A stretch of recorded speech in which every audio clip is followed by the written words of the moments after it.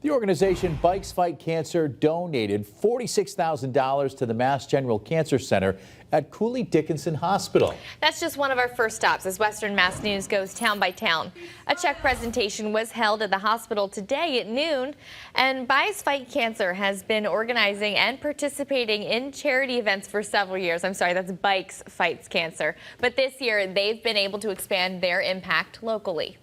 Now to Springfield, where a local family-owned business made a large donation to Dakin Humane Society today.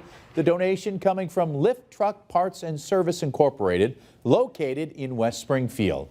All that money will go towards supporting the needs of the animals at the Dakin Humane Society. And some construction projects in Ludlow could lead to some new delays. The town has begun sidewalk repair on East, Seawall, and Laughlin streets, and construction will take place Monday through Friday between the hours of 7 a.m. to 4 p.m. Ludlow has also begun another paving project on Elizabeth Drive and Justina Circle. We'll be right back.